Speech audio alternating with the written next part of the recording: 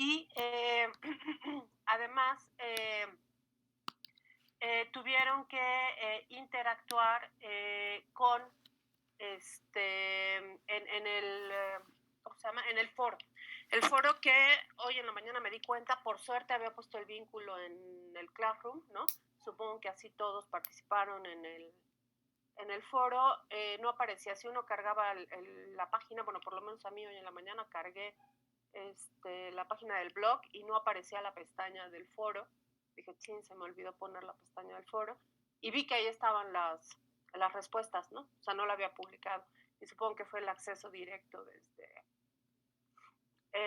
desde la actividad de Classroom, ¿no? O sea, que si le dieron clic ahí para entrar al foro, los llevó directo, aunque no estaba publicado, ¿no? Pero bueno, ahí están sus participaciones. Ya activé la página del foro, pero de todas formas ahí están pues ya las participaciones, ¿no?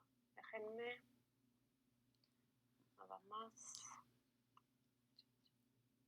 entrar a unos compañeros y ya.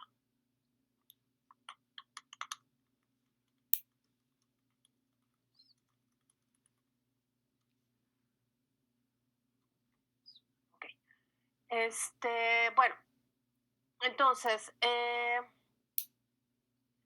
de la sesión pasada estuvimos trabajando, discutiendo el texto de Romero Galván, pero nos faltó como sistematizar algunos elementos con respecto al texto, ¿no? Entonces, una de las cosas que me gustaría retomar, ¿no? En este momento, con respecto al texto de Romero Galván y que vamos a conectar, ¿no? De alguna manera con el texto de Cale, es precisamente esto que tiene que ver con los referentes conceptuales que estamos tratando de construir en esta primera unidad del programa, ¿no? Entonces,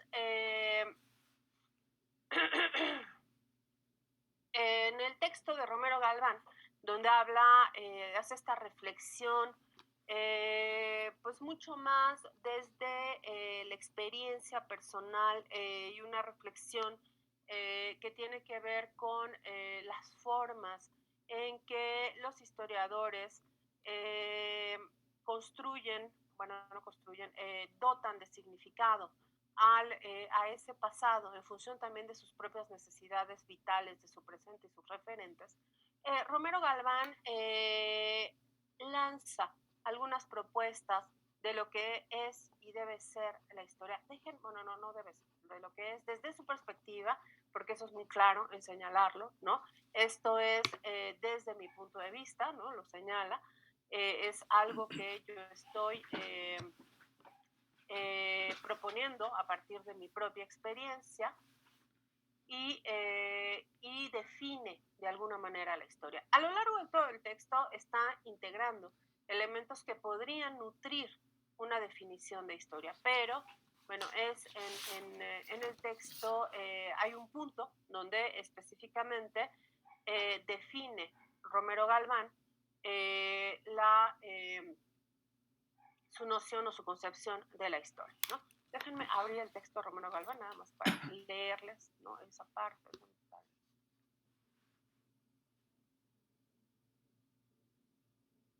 Bueno, les voy a compartir esta parte del texto, ¿no? Para que lo vean, lo analicemos juntos. Déjenme dar entrada a Santiago.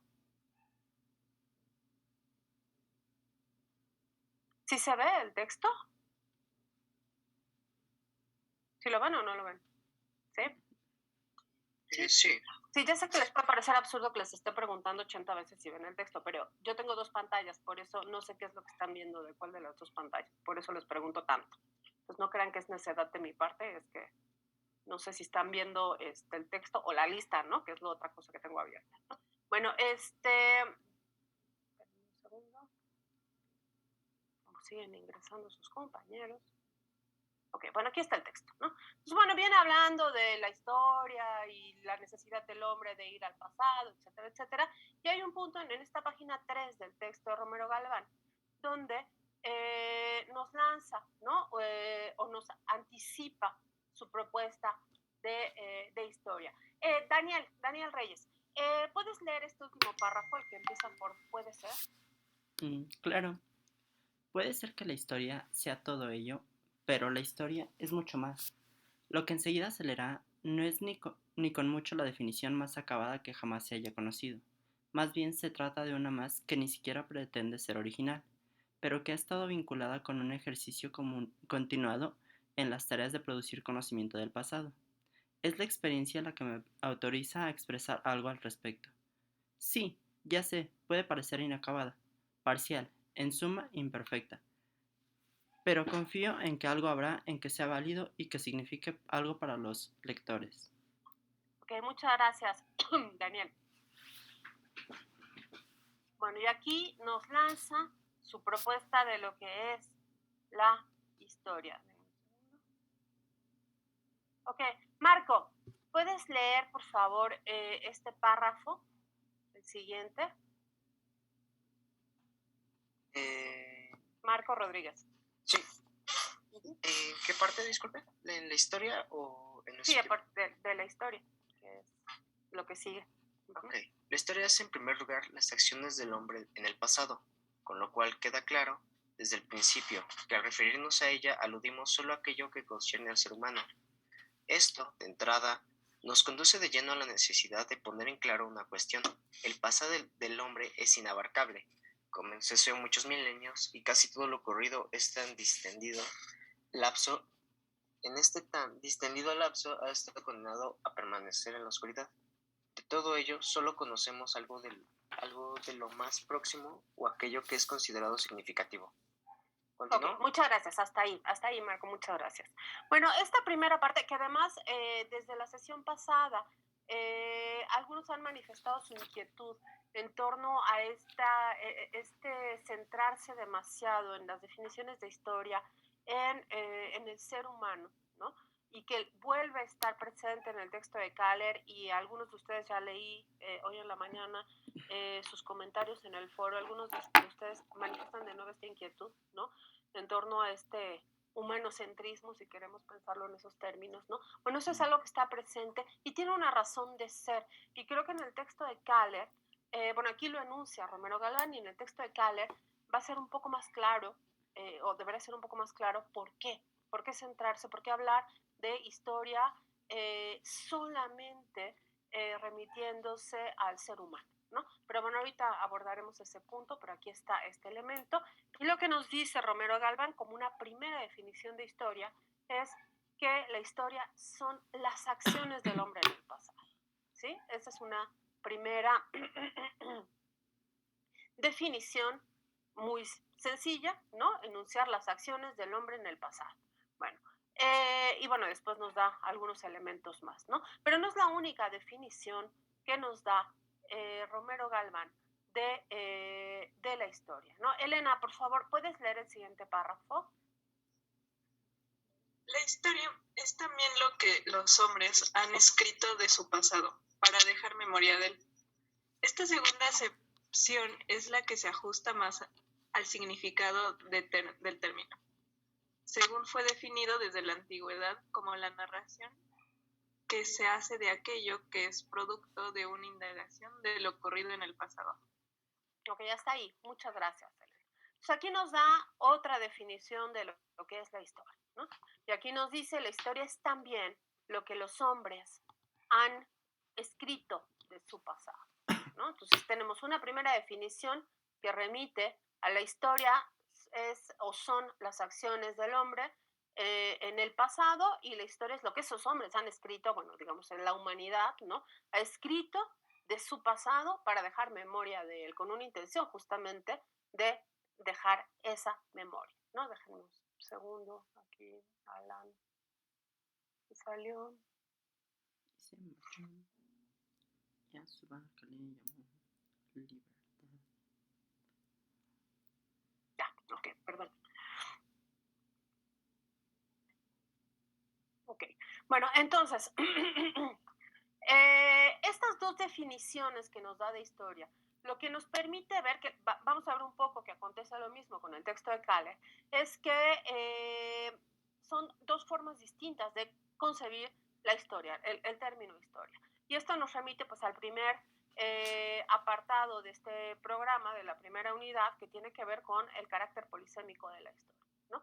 Es decir, la historia es polisémica, varios, muchos, sentidos, ¿sí? Que tiene la historia, y Romero Galván aquí nos remite a dos de ellos en particular. Uno que tiene que ver con el acontecer en el pasado, pero no es el acontecer solamente o de cualquier ser, digamos, sino lo que tiene que ver con el ser humano, ¿sí? Lo que el ser humano hace en el pasado es ese pasado, es el acontecer, es el devenir, y esa es una de las concepciones o una de las definiciones que podemos tener de historia, ¿sí? Ya veremos que lo histórico es propiamente humano, ¿sí? Vamos a ver por qué, e insisto, en el texto de Kahler lo aclara un poco, por qué es solamente, digamos que es pertinente solo para el ser humano, no para las plantas, no para los animales, sino para el ser humano. No, eso no quiere decir o no niega que las plantas o los animales tengan un pasado, tienen un pasado, pero pasado no es igual a historia, ¿sí? Historia es mucho más complejo que solo el pasado. Entonces, una de las acepciones es eso, como solo el pasado, pero bueno, en este caso remitiéndose a lo propiamente humano, ¿no? Entonces sería una de las acepciones de lo histórico, ¿no? Y la otra es lo que los hombres han escrito de su pasado para dejar memoria de él, ¿sí? Tiene que ver con el acto de escribir, ¿no? Y ahorita tendremos que aclarar también este componente de la escritura, ¿no? Porque no solamente puede ser un registro escrito, ya lo veremos, pero bueno, es lo que los hombres, si quieren lo podemos cambiar, ¿no? Romero Galván dice lo que han escrito, podríamos pensar lo que han registrado, ¿no? De una u otra manera, la humanidad ha registrado de ese pasado, pero no por el registro en sí mismo, sino para preservar la memoria, ¿sí? Para que no se olvide ese pasado. ¿Por qué al ser humano le interesa que no se olvide ese pasado? Bueno, pues eso tiene que ver con el sentido que el ser humano le da a ese pasado, ¿sí? Y por eso le interesa preservar la memoria, porque es un referente que puede ser identitario, porque es un referente que puede dejar una consigna de aprendizaje moral, ¿no? Por ejemplo, de comportamiento, en fin, pueden ser muchos los elementos, tener este carácter didáctico, ¿no? Por ejemplo, de la historia, en fin, puede haber muchos sentidos que el ser humano dé a esa consignación o a esa escritura del pasado. Pero es por eso que hay una preocupación en el ser humano de recuperar esa memoria, sea a través de la escritura, sea a través de la oralidad, ¿no? O de distintas formas, pero hay una intencionalidad, una preocupación y una intencionalidad de preservar el pasado, de dejar una memoria de él, ¿sí? Y esto es un acto que en efecto es propiamente humano, ¿sí? Y bueno, serían entonces estas dos definiciones que manejan este contexto, ¿no? Romero Galván, y justamente con esta segunda acepción dice, es la que más se ajusta al significado del término, ¿sí? Ustedes ya deben estar trabajando en historiografía general, pues supongo que ya andarán por Heródoto. ¿Dónde andan? Cuéntenme en historiografía general. ¿Quién me cuentan que van? Bueno, realmente en historiografía general apenas vimos como la introducción y vimos un poquitito, bueno, no vimos un poquitito, o sea, sí vimos bastante. La maestra va como un poquito rápido y nos llenó de información, pero sí por ahí vamos en se me fue el nombre. Los filósofos de la fisis. Ok. Perfecto, entonces todavía no llegan propiamente al meollo de las cosas, ya llegarán, pero bueno, se asume, es discutible, lo podrán discutir con la maestra y bueno, no sé si lo pueden discutir con ella, pero pueden reflexionarlo y discutirlo entre ustedes. Sí, Heródoto es o no el padre de la historia, pero bueno, tradicionalmente se le considera el padre de la historia, y Heródoto es de los primeros en acuñar el término historia, ¿no? En el sentido tradicional de la historia, que es indagación, o sea, la historia originalmente significa indagación, ¿no? Y es por eso que Romero Galván aquí dice, esta segunda acepción es la que se ajusta más al significado del término, según fue definido desde la antigüedad como la narración que se hace de aquello que es producto de una indagación de lo ocurrido en el pasado. Entonces, esto es la segunda acepción que nos da Romero Galván. ¿Qué es la historia? Pues es un relato, ¿sí? Un relato de aquello que ocurre en el pasado y que es derivado de una indagación. O sea, no es cualquier relato, no es yo hablando, contándoles la historia de mi vida, ¿no? Sino es un relato que es producto, que se deriva de una indagación. Y esto tiene otro nombre. Y Kaller sí le da nombre. José Rubén Romero aquí no le da nombre, ¿no? Pero Kaller sí le va a dar nombre a esto. ¿Alguien se acuerda o alguien ubica qué nombre le da? Viridiana. Historiografía. Dice historiografía. Que hay una diferencia. Sí, adelante, Viridiana, te interrumpí. Sí, dice que hay una diferencia porque pone primero a conocer como un concepto de otro historiador y luego dice que para él está mal porque historia es como el acontecimiento y la investigación es la historiografía. Exactamente. Obviamente es la escritura, ¿no? Bueno, no digamos el registro, no hablemos de escritura propiamente. El registro del pasado se deriva, para que sea historiografía, se deriva justamente de una indagación, ¿no? Entonces van vinculados, escritura e indagación. ¿Puede haber una escritura del pasado sin indagación? Sí, sin lugar a dudas, pero ya no es historia, no es historiografía, ¿sí? Ojo, que no quiere decir que no sea una fuente para la historia, que eso es una de las cosas que vamos a tratar de esclarecer aquí. Bueno, voy a dejar de compartir a Romero Galván. ¿Ok?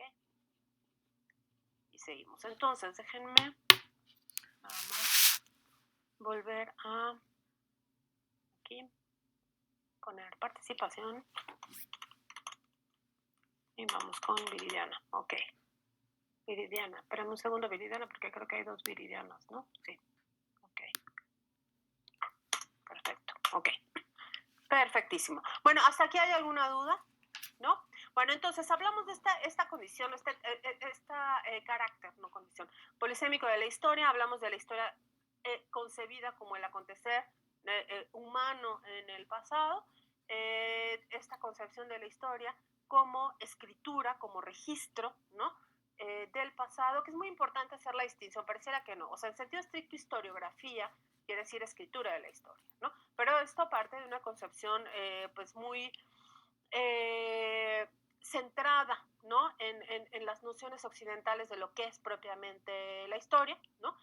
Aquí vamos a entrar un poco en debate, quizá en historiografía general, por ejemplo, no van a entrar en ese debate, ¿no? Pero aquí sí tenemos que entrar en el debate de qué es escritura y hasta dónde en efecto tiene que ser escrito, ¿no? Porque es negar muchas otras formas también de recuperación de la memoria, producto también de una indagación, pero que no se manifiestan necesariamente a través de la escritura tradicional en la noción occidental, ¿no? Y en nuestro caso vamos al caso concreto de los códices, ¿no? Ya habíamos dicho, los códices hay un registro gráfico, ¿no? Pero también hay una oralidad vinculada a esos códices y que por ser oralidad, por no estar, bueno, el debate de si los códices son o no son escritura, ¿no? Y en esa medida podrían considerarse historiográficos, los códices históricos, historiográficos o no, y también qué hacemos con esa oralidad. Claro que la oralidad, bueno, no toda, ¿no? Pero algunas formas de la oralidad hay en efecto una intención de recuperación de la memoria que es producto de una indagación y sobre todo hay una intención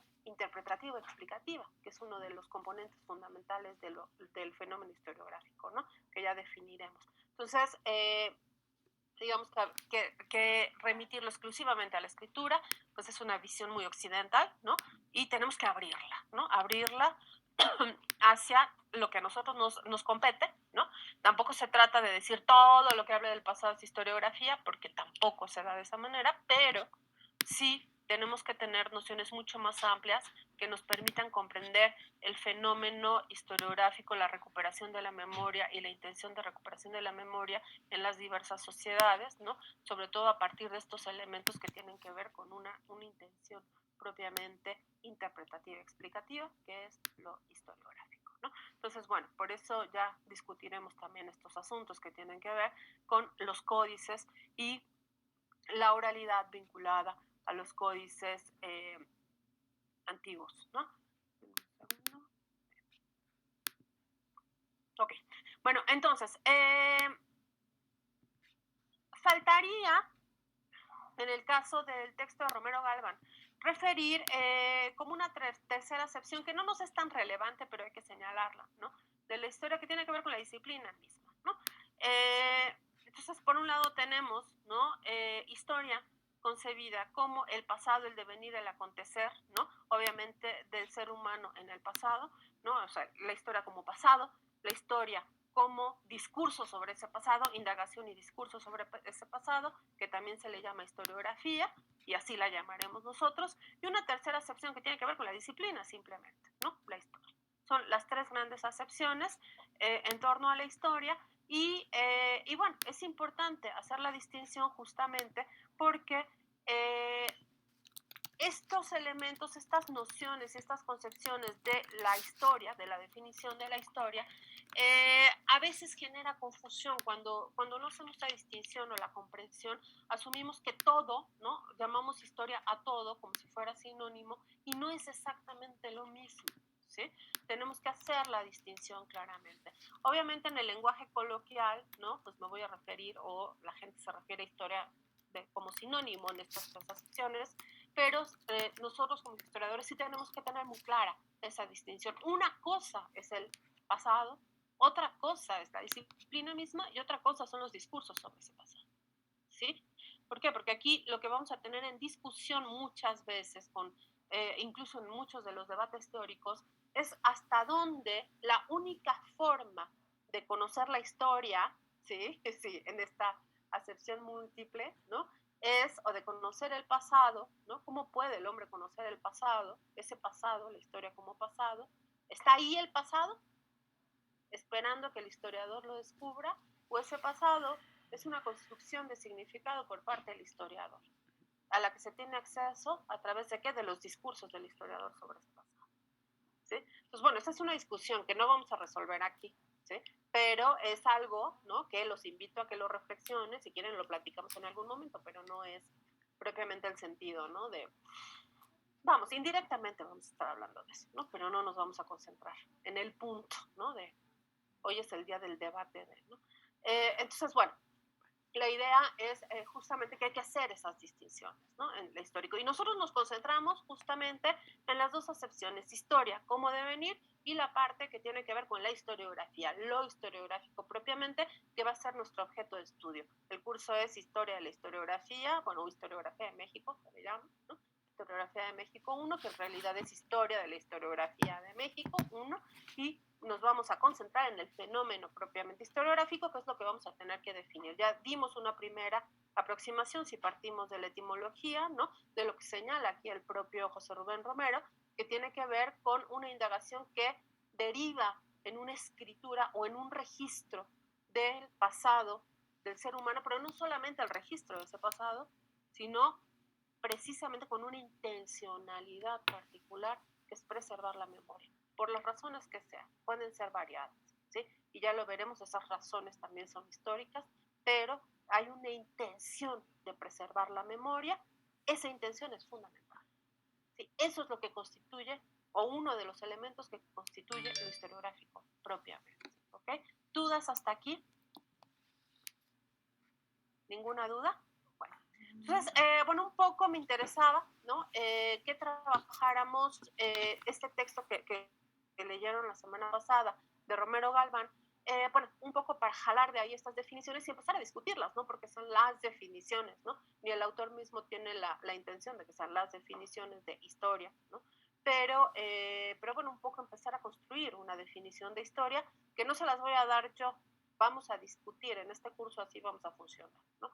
Yo no les voy a dictar la definición de historiografía, la definición de historia, sino que vamos a convertir estos conceptos, estas nociones en problemas a discutir, y ustedes tendrán que ir también construyendo sus propias definiciones en función de estos elementos, ¿no? Pues bueno, eso por una parte, pero también me interesaba trabajar el texto de Romero Galván por estos elementos que se encuentran en el texto cuando refiere a las necesidades del ser humano de mirar al pasado, ¿no? O sea, ¿por qué mira el ser humano al pasado? Bueno, porque mira desde su presente, o sea, hay una necesidad desde su presente que lo lleva a mirar al pasado, que puede ser una necesidad identitaria, puede ser una necesidad de carácter pragmático didáctica, o sea, pueden ser muchas las necesidades, pero la mirada al pasado surge desde el presente. Esto es lo que lleva a Benedetto Croce, un historiador italiano importantísimo del historicismo, a decir en un momento dado que toda historia es historia contemporánea. Croce no está diciendo la única historia que vale la pena es la historia contemporánea, no está diciendo eso, algunos lo interpretan de esa manera, ¿no? Lo que está diciendo Croce es, si el historiador va a hacer historia de Grecia, no es porque le interesa Grecia por sí misma, sino porque desde su presente tiene preguntas que hacerle a esa historia del pasado para responder cuestiones de su propio presente. Y en esa medida la historia de Grecia antigua se vuelve historia contemporánea. ¿Sí? ¿Sí me explico? O sea, la inquietud surge desde el presente y en esa medida, pues toda historia es historia contemporánea. Y esto es uno de los elementos que tenemos que entender, porque si toda historia es historia contemporánea, ¿sí? Va a ser lo mismo lo que yo quiera saber de Grecia hoy, siglo XXI, a lo que quiso saber en el siglo XIX, bueno, lo que quiero saber sobre los mexicas, si quieren, hoy en el siglo XXI, además con todo este auge que tenemos ahora por los 500 años, ¿no? ¿Qué es lo que quería saber Orozco y Berra en el siglo XIX? Va a ser lo mismo, las preguntas van a ser las mismas. Si toda historia es historia contemporánea, hoy no es del siglo XIX, las condiciones, las circunstancias, en fin, son distintas. Las preguntas no pueden ser las mismas, ¿sí? En ese sentido, va a ser históricas las preguntas. Y vuelvo a mi punto, desde nuestro punto de vista, desde nuestra perspectiva, ¿qué pregunta es más válida que se le pueda hacer a la historia mexica? ¿La que yo haga o la que haga Orozco y Berra en el siglo XIX? Orozco y Berra es un historiador, ¿eh? Muy importante del siglo XIX. ¿Qué pregunta es más válida? ¿O cuál es verdadera y cuál no va a ser verdadera? ¿Qué piensan de eso? Las dos son igual de válidas, ¿no? Ricardo, ¿por qué? Porque como lo acaba de comentar, cada uno de nosotros parte de su presente. Y, y el propio Eric Carle lo decía en el texto, ¿no? No es que uno sea mejores que otros, más importantes que otros, algo así comentaba, sino que cada uno, como usted lo acaba de comentar, tiene sus inquietudes, sus preguntas, a partir de su contexto social y político. Entonces ambos son igual de válidos e importantes, pero obviamente son distintas los cuestionamientos que uno se hace hoy y hace 200 años, ¿no? Exactamente. Muchas gracias, Ricardo. Justamente esto es una de las cosas que tenemos que entender. Lo que yo le pregunte al pasado es igualmente válido que lo que le preguntaron hace 100 años, 200 años. Las preguntas van a ser distintas. Aquí lo relevante es ver qué preguntas se hacen en distintos contextos y por qué se hacen esas preguntas, ¿no? O sea, ¿por qué mis preguntas son distintas a las de Orozco y Berra? Y no basta decir, pues, porque Orozco y Berra estaban en el siglo XIX y yo estoy en el siglo XXI, ¿no? Pues sí, pero ¿eso qué implica? ¿Qué necesidades vitales tengo yo para ir a estudiar a los mexicas? Y esta es una pregunta, parece como de terapia, ¿no? Pero cuando uno decide, yo quiero estudiar en la tesis, quiero trabajar, lo que sea, ¿no? Habría que preguntarse, ¿por qué quiero estudiar eso? ¿Qué quiero responder? ¿No? Con el estudio de la cultura romana, de lo que sea, ¿no? O sea, es dificilísimo, ¿eh? Yo creo que responder eso estaría en chino. Carol, ahorita te doy la palabra, nada más cuento una anécdota rápidamente. Gracias, Marco, por lo que dices. La respuesta también es histórica, sin lugar a dudas. José Rubén Romero Galván, justamente en alguna clase siempre cuento esta anécdota, que cuando él hizo su tesis de doctorado, él estudió el doctorado en Francia, y lo que trabajó fue a Alvarado Tesosomoc, un historiador indígena, de origen indígena, y bueno, hizo su tesis sobre eso, ¿no? Y con una aproximación totalmente historicista para ver cómo el trabajo, la historia de Tesosomoc responde a las necesidades vitales de la nobleza indígena del siglo XVI. Vamos a abordar ese tema, vamos a leer a Romero Galván, ¿no? Y a la situación concreta, o sea, aunque Tesosomoc está hablando de la historia mexica antes de la llegada de los españoles, ¿no? Su mirada al pasado tiene que ver con una situación donde los indígenas del siglo XVI están perdiendo los privilegios que les dieron los españoles después de la conquista, ¿no? Y los indígenas nobles, ¿no? Entonces, bueno, esa es la tesis, ¿no? Y bueno, insisto, una aproximación historicista. ¿No? Es que él siempre cuenta, ¿no? Que cuando iba en el metro de París a su examen, ¿no? iba pensando en las preguntas que le podían hacer los sinodales en su examen de doctorado, ¿no? Y que de repente, ¿no? Dijo, bueno, y si me preguntan cuáles son mis propios referentes, desde dónde yo le estoy preguntando cosas a Tesosomo, ¿no? O sea, la pregunta que él hizo a Tesosomo, ¿no? Si se la hacen, que se la aplique a él mismo, dice, ¿qué voy a contestar? ¿No? Y que realmente entró en una crisis terrible, ¿no? En un ejercicio de reflexión de, bueno, ¿y yo desde dónde estoy diciendo las cosas? O sea, esa parte es muy complicada, ¿no? Uno saber por qué está preguntando las cosas que está preguntando al pasado, está en chino, ¿no? Porque uno está inmerso en ese contexto. Ya vendrán los historiadores en 100 años a decir por qué nosotros hicimos lo que hicimos y qué había detrás de esas preguntas que hacíamos. Pero bueno, podemos empezar a hacer un ejercicio. No quiere decir que vamos a llegar a algún lado, ¿no? Pero tener esa conciencia de que algo hay en nuestras preocupaciones presentes que nos lleva a estudiar ciertas cosas y a preguntar ciertas cosas, ¿no? No es una cuestión metafísica, ni mucho menos, sino tiene que ver también con nuestra realidad vital. ¿Qué queremos saber, no? ¿Y por qué lo queremos saber? Carol. Sí, yo también agregaría el contexto, porque por ejemplo, si bien no es igual que una persona del siglo XIX haga una pregunta que una persona del siglo XX, tampoco es lo mismo que una persona del siglo XX contemporánea a mí haga una pregunta desde otra perspectiva. Por ejemplo, no es lo mismo que yo como mexicano haga una pregunta sobre cierta cultura que, por ejemplo, un chino o un europeo. Eso también cambia mucho. ¿Por qué? Porque somos diferentes sociedades, tenemos diferentes preocupaciones a pesar de que seamos contemporáneos. Y solo es agregar eso, ¿no? Muy interesante esto que señalas, y en efecto sería parte de la ubicación contextual, ¿no? Tenemos como estos elementos que remiten a las cuestiones personales, a las cuestiones como sociedad, que compartimos como sociedad, ¿no? Y también a las preocupaciones, sobre todo en un contexto de globalización, etcétera, etcétera, ¿no? Que compartimos como humanidad, ¿eh? Porque en efecto, Carol, no va a ser lo mismo que pregunte yo a lo que pregunte un historiador chino, ¿no? Por ejemplo, les ponía hace rato, ¿no? El ejemplo que en el caso de México, pues hay una preocupación que todos compartimos que tiene que ver con la inseguridad, ¿no? En fin, una serie de cuestiones que nos pueden llevar a hacer ciertas preguntas. Pero también como mundo, ¿no? Compartimos ciertas preocupaciones. Y eso lo vemos, ¿no? Todos los días, las cuestiones que tienen que ver con el medio ambiente, por ejemplo. Esa no es una preocupación exclusiva de los mexicanos o de los chinos o de los ingleses, o sea, es una preocupación de la humanidad, ¿no? Incluso las cuestiones que tienen que ver con el asunto de género, por ejemplo, ¿no? No es algo exclusivo de México, es algo que es una preocupación de la humanidad. Entonces hay como estos dos ámbitos, ¿no? Que están señalando, ¿no?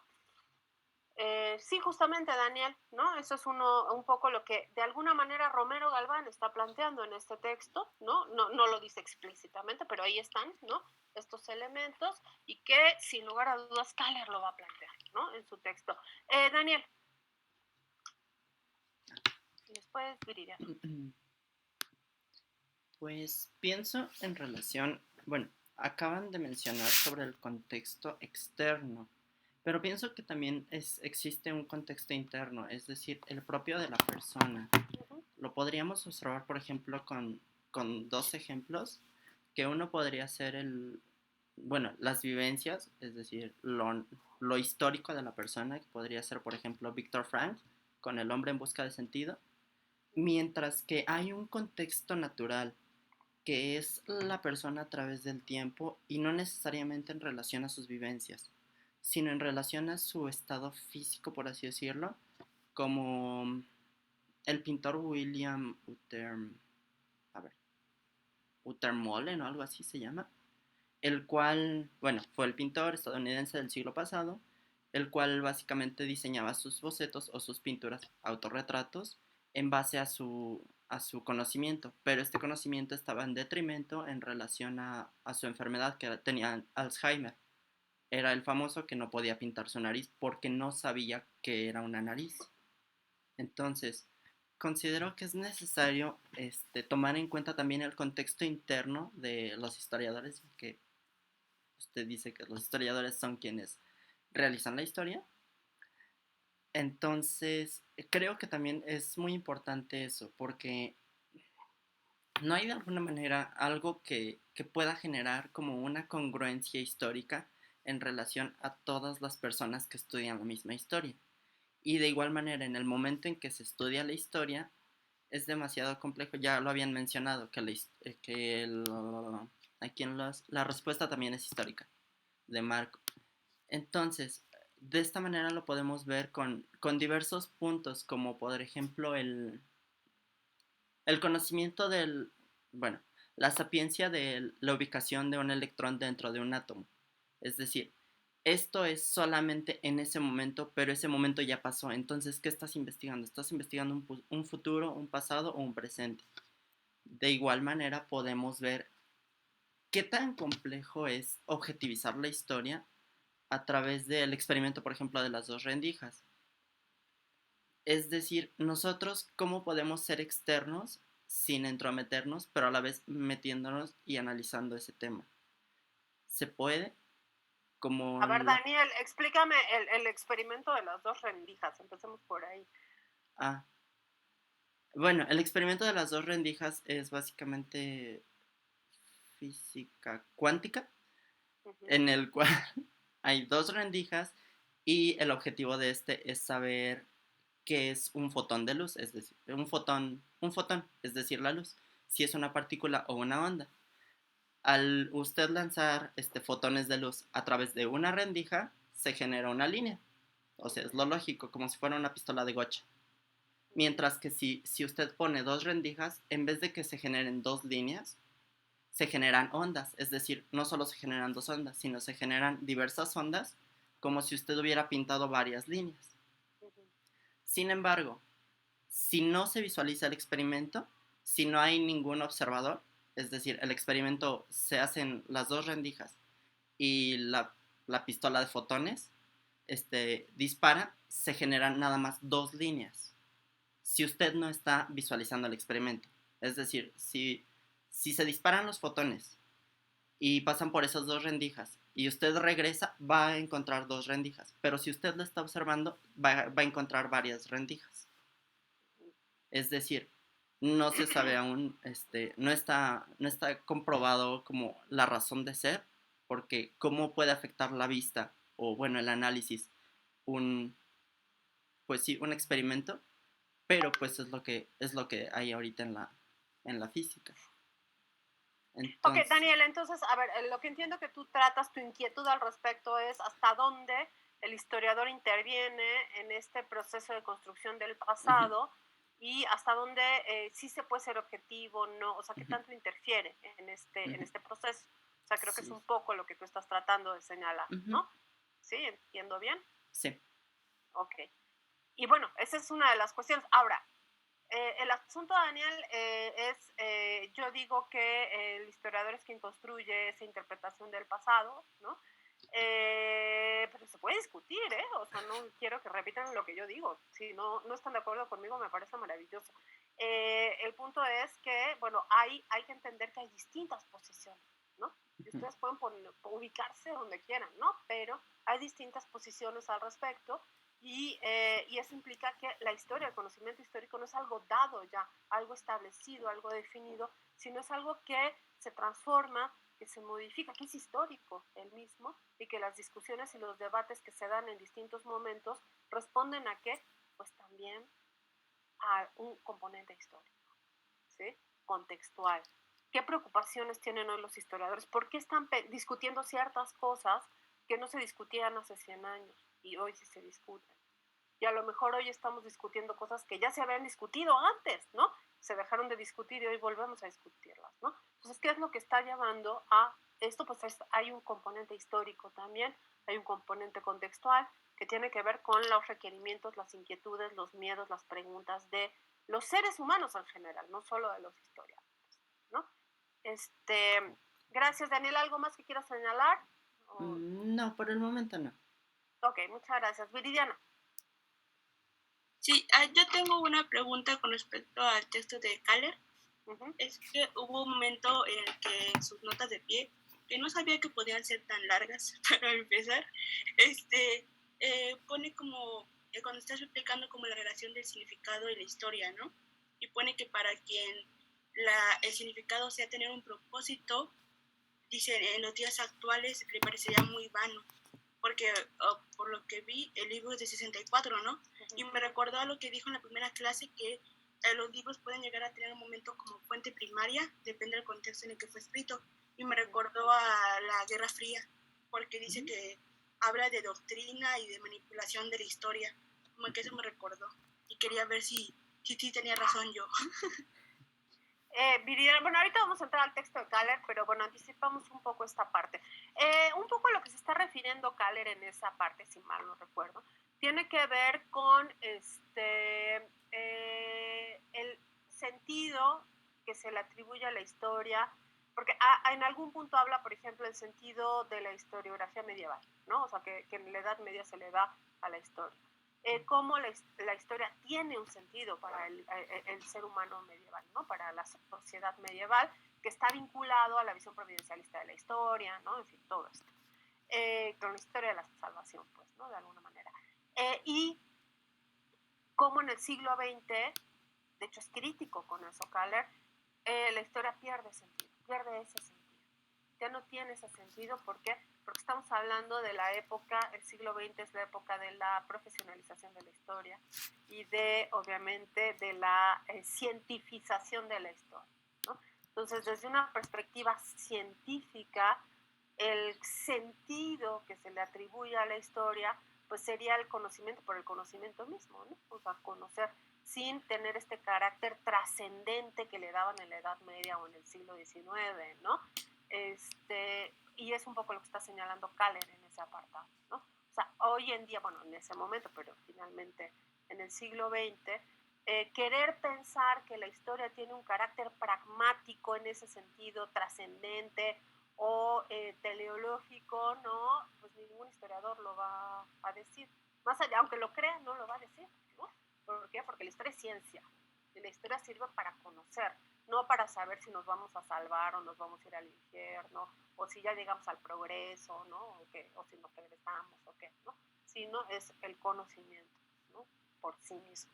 Entonces tiene más que ver con esto, cómo en el siglo XX se despoja la historia de este carácter trascendente y que eso hace que la historia también pues, quede medio hueca, ¿no? Medio hueca porque ya deja de significar algo para la gente, ¿no?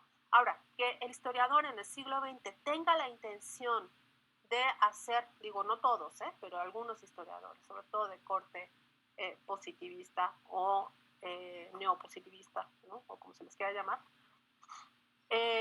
o empiristas, ¿no? Si se quiere ver en esos términos, que tengan la intención de hacer una historia así objetiva, fría, donde no haya ningún sentido, ni interpretación, ni nada, no quiere decir que lo logren, ¿no? O sea, de hecho no lo logran, es un poco lo que nosotros estamos señalando, ¿no? Aunque el historiador pretenda hacerlo, no lo va a lograr, porque no es posible, ¿sí? No es posible hacerlo porque eso implicaría que el historiador saliera de su propio contexto, de sus propias inquietudes, de sus propias necesidades, se despojara de su humanidad, pues va pronto. Y eso no lo puede hacer un historiador, ni nadie, ¿no? Entonces, en ese sentido, bueno, puede ser un esfuerzo, pero no lo va a lograr del todo, ¿no? Y bueno, creo que va un poco en ese sentido, Viridiana, lo que señala Kaller, ¿no? Justamente. Sí, obviamente no, porque pues por algo la historia la investigamos nosotros y tiene que ver con los humanos y afuera tiene que ver con nuestra sociedad o sentimientos involucrados, ¿no? No puede ser algo frío o lineal o así, ¿no? Exactamente. Bueno, lineal sí puede ser, depende de la concepción de la historia, pero ya veremos cómo si hay concepciones lineales de la historia, ¿no? Muchas gracias, Viridiana. Daniel Quijada.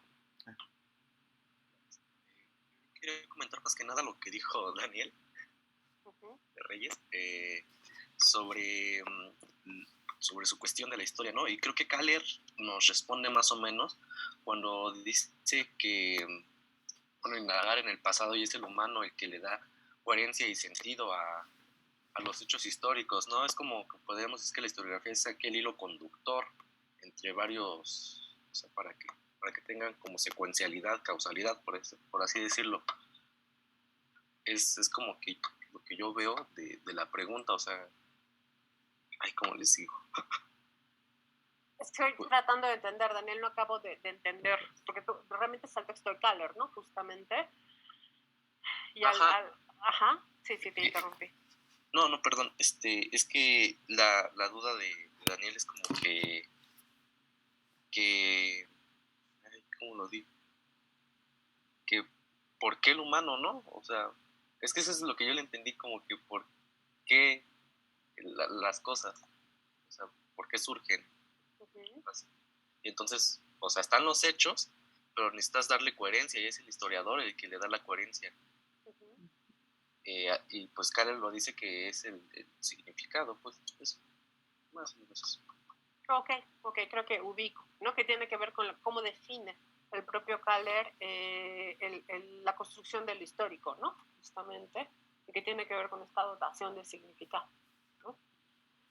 Que tiene que ver con lo que es la historia. O sea, finalmente, y ahí es a donde vamos, y que creo que es el punto nuclear para hacer esta distinción entre la preocupación que Carol manifestaba la sesión pasada, y que no me acuerdo quién fue porque lo leí en la mañana, pero no me acuerdo quién fue, que hablaba de este asunto de centrarse, la crítica, centrarse solo en lo humano para definir lo histórico. Es que así es, ¿sí? Y no es negar el cambio en el tiempo a los animales o a las plantas o al planeta. ¿Sí? Lo histórico, por sus características, ¿no? Es un fenómeno propiamente humano, ¿sí?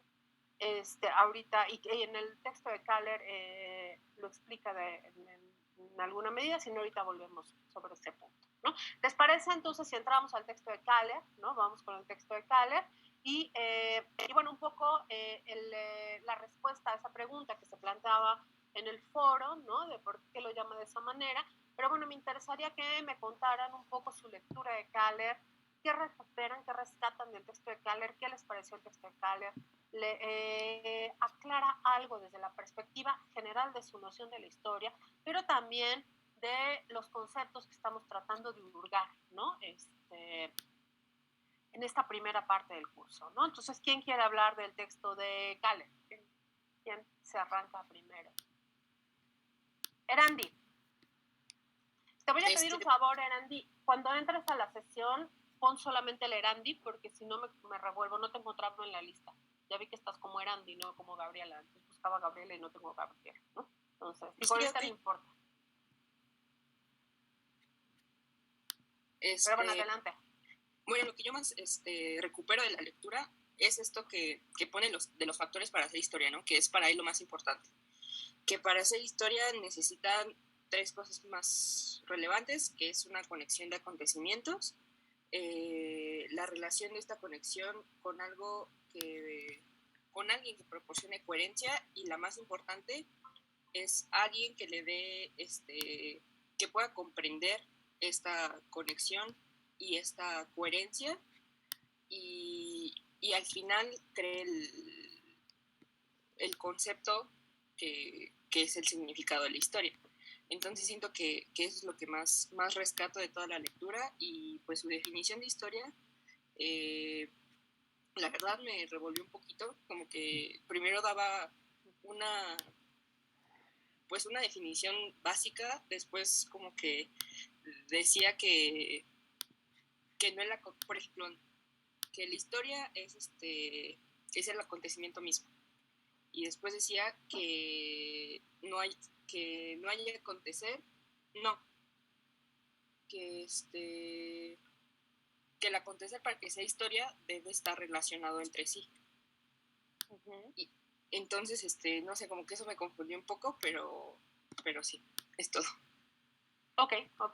Erandi, bueno, ahorita veremos un poco eso. Es justamente esta noción que está planteando Kaller, que tiene que ver con la historia como pasado y la historia como indagación, ¿no? Que justamente está replicando a Collingwood en ese sentido, ¿no? Un poco en el texto. Pero bueno, ahorita vamos sobre ese punto. Susana. Bueno, hola. Lo que a mí me llamó la atención de este texto, bueno, sí resuelve las dudas de la lectura pasada, si la historia tiene que ser necesariamente androcentrista, y pues yo creo que sí, ¿no? Bueno, el autor deja claro que lo que dota de significado a la historia es, o más bien, el significado que nosotros le damos a la historia es lo que hace un acontecer histórico, ¿no? O sea, no todo lo que pasa es historia, sino que nosotros le damos, que el hombre o la conciencia, a través de la conciencia, le da al hecho para que sea considerado histórico. Y en ese mismo sentido, hay dos líneas en especial que creo que el autor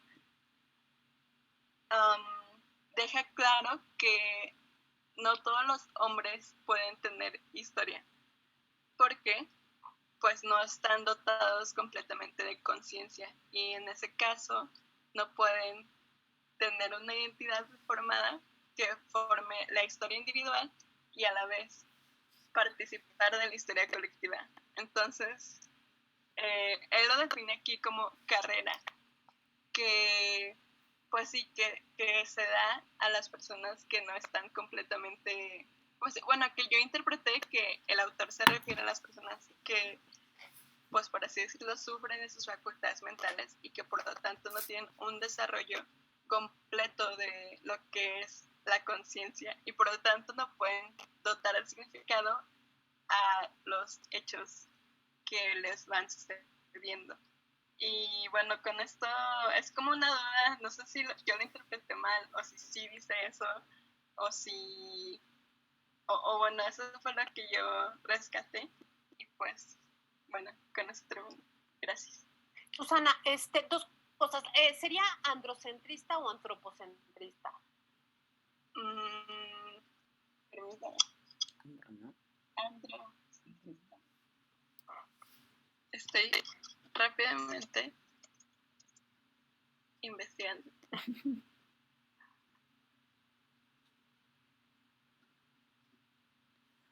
Sí, me parece que el término correcto es antropocentrista.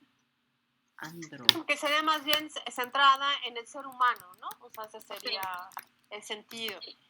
Y androcentrista es específicamente del hombre, o sea, del mismo género. Ajá, exacto. Ok, y bueno, esto que dices, que no todos los seres humanos tienen esta posibilidad de dotar de sentido al pasado, al acontecer, a la historia, ¿eso dónde está, Susana? ¿Dónde lo viste exactamente? Si me ubicas en el texto o a partir de qué elementos del texto tú derivas esto. En la página 22, en el segundo, bueno, cuando empieza el segundo párrafo dice, o sea que la historia empieza en el hombre. Mas ya entre los hombres, la persona privada media tiene historia, no la llamaríamos así, diríamos carrera o cosa por el estilo. Y pues, o sea, cuando dice la persona privada media, como privada de la verdad o privada de el uso completo de sus facultades. No, en realidad no. Eso fue lo que... No es cuando se refiere a la persona privada, justo porque viene después, ¿no? Cuando se da una biografía, le concedemos solo a personalidades selectas de significación general, a personalidades históricas cuyas vidas portan un significado para su pueblo o para la humanidad. Es decir, hasta donde consideramos que cuando habla de persona, ¿cómo dice? Media, ¿no? La persona privada media, ¿no? Habla de cualquier persona, o sea, ustedes, nosotros, o sea, cualquiera, ¿no? Cualquier persona tiene historia, ¿no? Historia en el sentido de esta significación social, ¿no? O sea, lo que yo hago en sentido estricto también es relevante para la sociedad en general. O sea, es un poco en ese sentido. O solamente lo que hacen los grandes personajes, los políticos, los reyes, ¿no? O sea, los guerreros, etcétera. Ahí lo que está cuestionando un poco es más bien esta historia centrada en las grandes personalidades y la construcción de lo propiamente significativo. Vamos a ver cómo en términos de la historia, del desarrollo de la historia, quienes desde, sobre todo a partir de la historiografía romana, ¿no? Y se va a ir enfatizando, nosotros no vamos a trabajar en historiografía romana, pero ustedes sí lo trabajarán en historiografía general, las grandes personalidades, quienes hacen la historia para estas nociones de la historia son las grandes personalidades, sobre todo las grandes personalidades políticas, los reyes, los gobernantes, las élites, etcétera, y la sociedad no tiene ninguna función en lo histórico, ¿sí? En el cambio y en la transformación histórica, es como expectante, ¿no? Entonces todo depende de lo que haga el gran gobernante o lo que sea, ¿no? En ciertas concepciones de la historia, ¿no? Y un poco es lo que está señalando aquí, ¿no? ¿Por qué o hasta qué punto la persona normal, ¿no? De a pie, que no es la gran figura, realmente sus acciones pueden o no ser significativas, ¿no? En el ámbito de lo histórico. No está diciendo ni sí ni no en sentido estricto, ¿no? Después cuando habla esto del significado, de lo biográfico, etcétera, cómo se da significado a solo estas grandes, o sea, es una atribución de significado a partir de las grandes personalidades. Veremos después que la historia, sobre todo en la segunda mitad, no lo vamos a ver, lo van a ver ustedes en historiografía general, cómo a partir de la segunda mitad, sobre todo el siglo XX, empieza a cambiar esta noción de la historia. Ya no son solo estas grandes, bueno, empieza a cambiar no son solo las grandes personalidades, sino, de hecho, se va a buscar, se va a tratar de dotar de significado a través de la atribución de importancia en el actuar histórico a los sujetos que nunca han sido importantes en la historia. Entre ellos, por ejemplo, las mujeres, ¿no? O sea, estos sujetos que han estado ausentes de la historia empiezan a tener significado, a ser importantes en la historia en la segunda mitad del siglo XX. ¿Por eso por qué? Porque de repente estos sujetos fueron importantes o porque de repente resultó importante para la humanidad empezar a rescatar el significado que tuvieron. No sé si me explico. O sea, tiene que ver con cómo la propia sociedad dota de significado, no solo al acontecer, sino a los propios sujetos que actúan, ¿sí? Pero también veremos por qué, bueno, un poco aquí, también lo verán en historiografía general, por qué para los historiadores del siglo XVII, ¿no? Son las grandes personalidades las que son relevantes. Porque si la historia tiene un carácter didáctico pragmático para el ejercicio de la política, pues, ¿qué le importa al rey o al gobernante lo que hace el campesino? Si lo que necesita es aprender de la historia para gobernar, porque ese es el sentido que va a tener en algunos contextos de la historia, pues, ¿qué le importa, no? Lo demás. Pero es como van cambiando las formas en que el presente significa al acontecer, no solo al acontecer mismo, sino a los propios sujetos históricos. Susana, no sé si me expliqué. No, de hecho sí me ayuda muchísimo porque la verdad yo había entendido súper mal esas dos líneas y, o sea, de verdad como que me hice una, pues sí, algo que el autor no había dicho, ¿no? Obviamente como que me fui demasiado lejos, así que me ayudó muchísimo explicando estas dos líneas, este parrafito, y gracias. Y okay. pues sí. Ok, perfecto. Pues muchas gracias, Susana. Marco. Sí, ¿se me escucha? Sí. Bueno, retomando un poco lo que usted mencionó, lo que también Susana mencionó, sí, la historia ha ido cambiando a través del tiempo. O sea, primero, desde hace mucho tiempo, se tomaba más en cuenta o se le daba mayor importancia a los personajes históricos, los personajes que tenían cierta relevancia. Y ya con el paso del tiempo, o ya en esta, pues por así decirlo, en tiempos más cercanos a nosotros, hay esta concepción de lo que es un sujeto importante ha ido cambiando y ha ido no solo tomando personalidades importantes, sino también otras un poco menores, como el ejemplo que usted dio acerca de las mujeres que han estado tomando una mayor importancia en nuestro tiempo. Pero también otra parte que se me hizo importante en el texto es que él hace una diferencia entre la historia que nosotros como humanos hacemos y la historia que por ejemplo los animales no pueden hacer. O sea, el pensamiento, lo que recuerda que lo que menciona es que el pensamiento o el raciocinio humano, que se centra un poco más en el recuerdo, es lo que nos ayuda a, por así decirlo, a formar el propio pensamiento y la propia historia, la propia idea de la historia, por así decirlo, humana, que a final de cuentas es la que, por lo general, o la que se marca. Y ahí entra los animales, que por ejemplo ellos muy rara vez o muy pocas veces tienen este pensamiento o esta idea del recuerdo, ya que pues por lo general se rigen más por el instinto. Ok, gracias Marco. Y bueno, y que tiene que ver también con esta intencionalidad que tiene de recuperar la memoria como el acto de preservar ese pasado, ¿no? O sea, este es un elemento también que es propiamente humano, ¿no? Justamente. Muchas gracias, Marco. Daniel.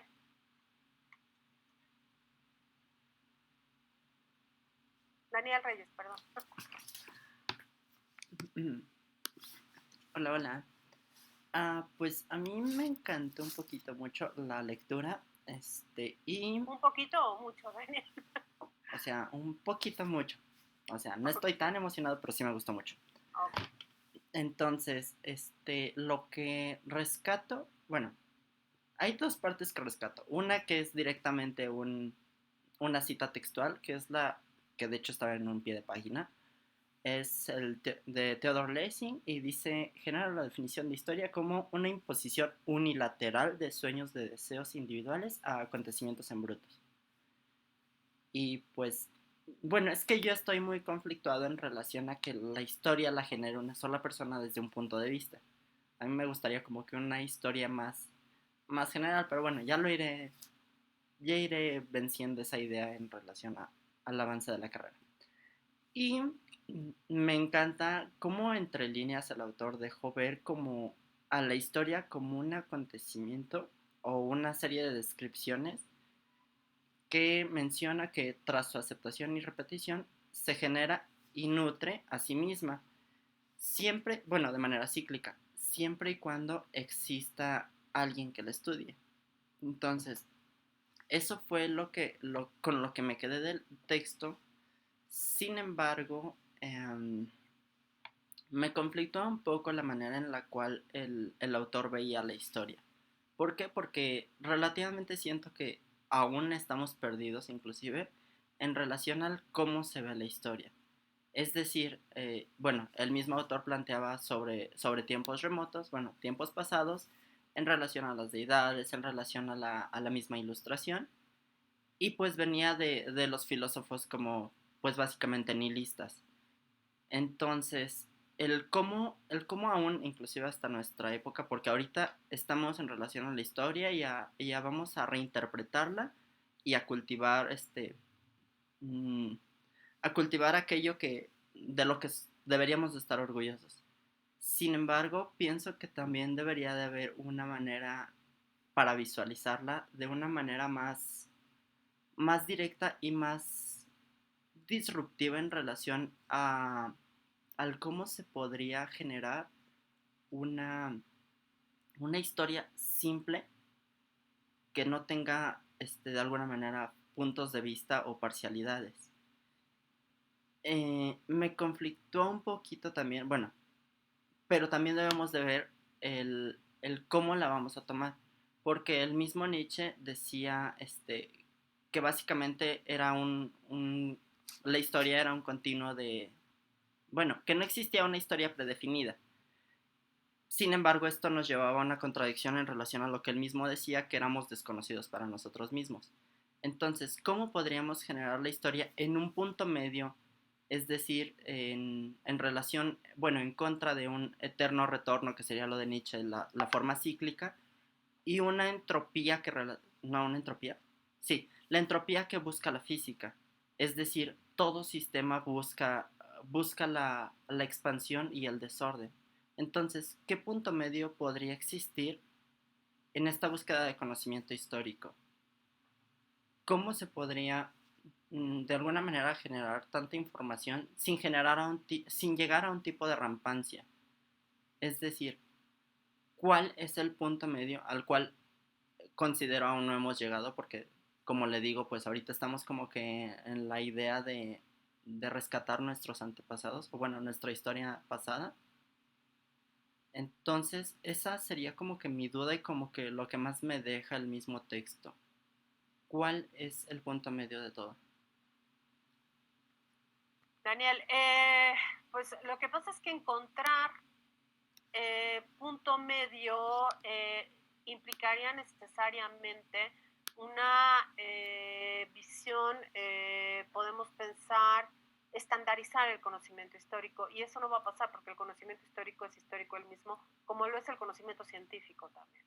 O sea, el conocimiento científico tampoco queda libre de este cambio, de esta transformación, y ese es el sentido del conocimiento finalmente, el cambio y la transformación. Entiendo tu preocupación en torno a este carácter subjetivo, digamos, ¿no? Pero ojo, yo creo que lo que hay que ubicar en el caso del conocimiento histórico es que la interpretación del historiador no es producto de un momento de febril de inspiración, o sea, no es literatura lo que construye el historiador.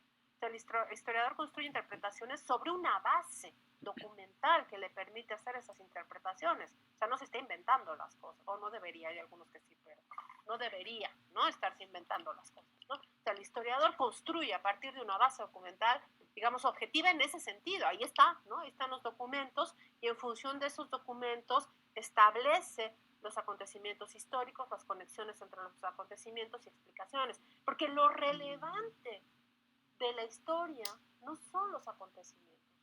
Los hechos no nos dicen nada. ¿Para qué queremos saber que en 1521 cayó Tenochtitlan? Así, el dato. No nos sirve de nada. Lo que nos sirve es, ¿qué sentido tiene eso? ¿Eso qué me dice? ¿Qué significa que haya caído Tenochtitlan? Y ese significado es de lo que está hablando Cal, ¿sí?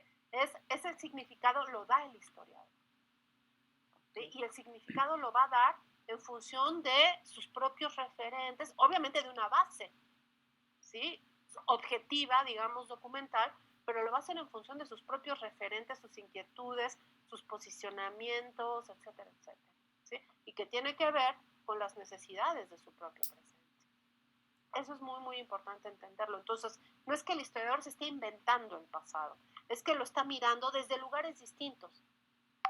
Por eso les preguntaba, ¿qué es más válido, Orozco y Berra, lo que dice Orozco y Berra, o lo que digo yo? Pues es igualmente válido siempre y cuando haya un sustento, ¿no?, de lo que está diciendo Orozco y Berra y lo que digo yo. ¿Y eso qué quiere decir? Que Orozco y Berra miró ese pasado desde un lugar y yo lo estoy mirando desde otro, pero eso no quiere decir que nuestras miradas estén mal.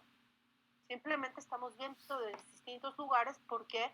Porque nuestro presente nos posiciona en un lugar distinto para mirar al pasado. Y digamos que tenemos otra perspectiva de ese pasado, ¿sí?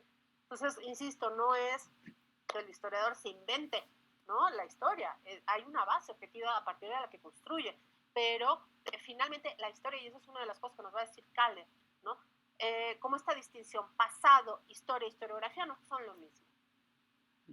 El pasado, pues sí, ahí está el pasado, ¿no? Pero el pasado por sí mismo, uno, no es coherente. O sea, las cosas pasan, pum, ¿no? O sea, no es que esto pase porque se va a relacionar con esto y con esto. ¿Quién establece esas relaciones? El historiador. La causalidad en el pasado la establece el historiador a posteriori. ¿Sí? El pasado no está aconteciendo con una finalidad por sí mismo. Esa finalidad la construye el historiador. ¿Sí? O sea, Zapata no se levantó en armas pensando en que iba a pasar tal y tal y tal, y que en 1917 iba a pasar tal. No, él está actuando en función de su contexto, su realidad, etcétera, etcétera. Y es después cuando se van a empezar a establecer esas conexiones. Sí, ese caos, como tú hablabas, Daniel, ¿no? Ese caos que es el pasado, quien lo organiza, dice, esto se relacionó con esto y con esto otro, ¿sí? Es el historiador. En ese sentido, el pasado es caótico, si lo vemos en esos términos. Y lo que lo construye, lo constituye como historia, ¿sí?, es empezar a establecer, a determinar lo relevante, qué es relevante, de todo ese caos, qué es lo relevante y qué se conecta con qué. Y eso es la explicación, ¿sí?, la explicación que construye el historiador. Vamos a volver sobre eso, ¿sí? Daniel, no sé si disminuye un poco tu angustia en este sentido, ¿no? Espero que sí, si no, bueno, pues ya seguiremos hablando, ¿no?, de estos puntos, ¿ok? Muchas gracias, Daniel. Julieta, pero si no volvemos ahorita, Daniel. Julieta. Hola, buenos días. Y la lectura En general me recordó mucho como en las películas donde salen varios personajes como historias separadas y ya al final como que las unen porque tienen algo en común, como cual la de Magnolia, en la que sale Tom Cruise, creo, que es como uno de esos que hablan, ¿cómo se dice? Oradores motivacionales, creo. Bueno, el chiste es que me recordó como esas películas, que cada quien como que está actuando por su lado y cuando lo ves desde una escala más grande, todo está conectado entre sí. Bueno, eso es lo que ya entendí, que consigo así más o menos de historia.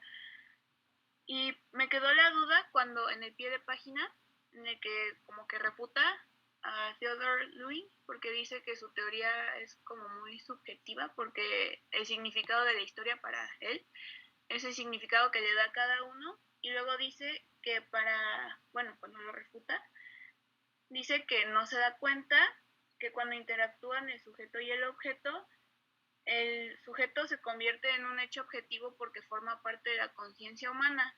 Y ahí mi duda es, ¿por qué la conciencia humana es un hecho objetivo? Por ejemplo, al ser colectiva la hace objetiva o cómo? En alguna medida sí, o sea, hace rato Daniel hablaba de esta preocupación en torno a esta construcción individual, ¿no? Por parte del historiador del pasado y de la historia y del histórico y lo historiográfico. Sí, es cierto, pero el historiador es parte de una sociedad, de un contexto que hace que,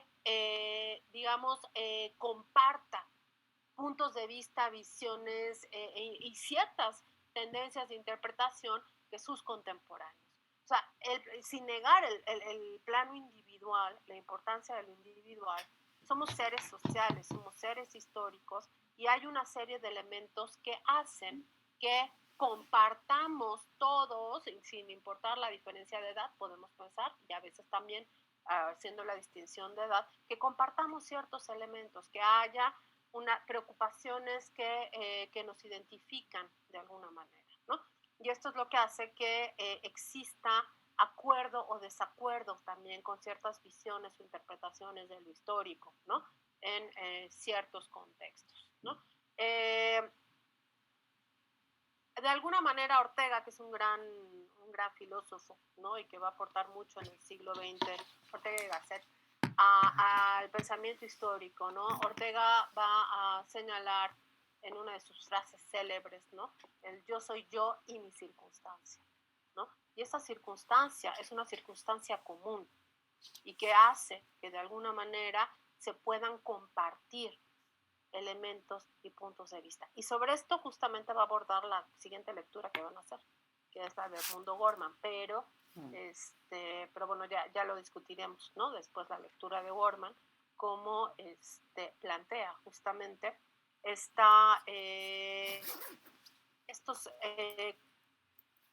cómo una generación, ¿no? Puede compartir puntos de vista, visiones, aunque pienses distinto, pero hay elementos, ¿no? Que compartes y que puede, digamos, hacer que haya visiones, pues, en ese sentido compatibles de ese pasado y que las hacen distintas a las de otras generaciones, ¿no? Julieta, no sé si iba por ahí la pregunta o me fui por otro lado. No, sí, gracias. Ok, gracias, Julieta. David, ¿es Edgar o David? Edgar. Sí. Como Edgar.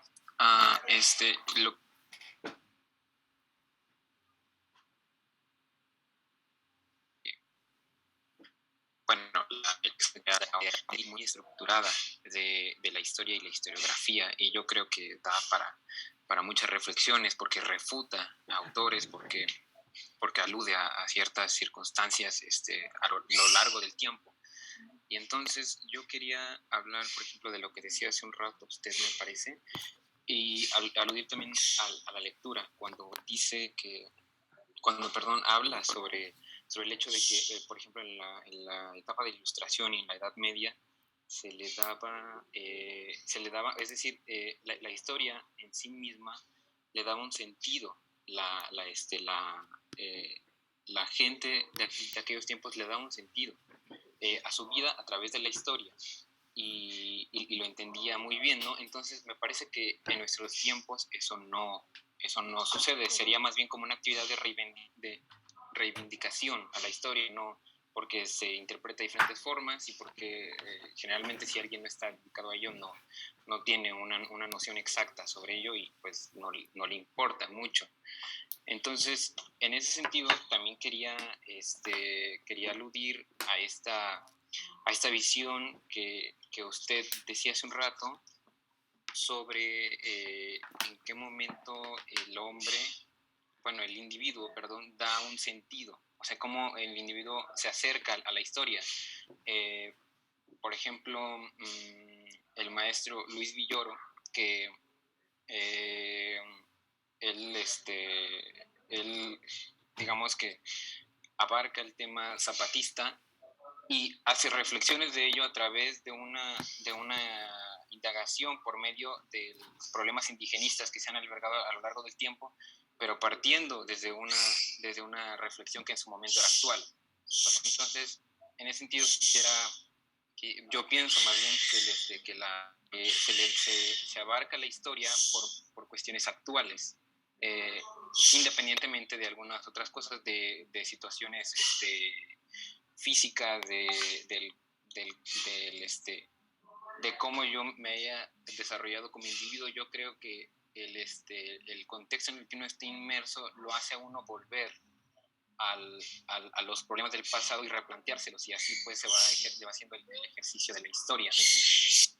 Y bueno, esto también creo yo tiene un sentido con lo que dice el autor en cierto momento, en que me parece que un fraile, no recuerdo muy bien, pero para ejemplificar, digamos que todo esto, que él presencia un suceso, ¿no? Lo del accidente. Entonces, a la vez, se hace una lamentación, no porque las personas pierdan la vida, pero se hace como que un ejemplo del ejercicio histórico, a través de que se indaga de cuáles eran las situaciones de estas personas, y cómo también, me parece que fue un poquito antes, ¿no? Habla de esto a través de que, como, no recuerdo muy bien cómo llama este tipo de historia, no recuerdo, pero una historia que me parece que no es tan significativa, por así decirlo, pero que si se le ve de forma individual, tiene múltiples sentidos, tiene múltiples interpretaciones. Entonces, por eso me parece que en todo momento la historia, básicamente, para llevarse a lo largo del tiempo, ha sido antropocentrista.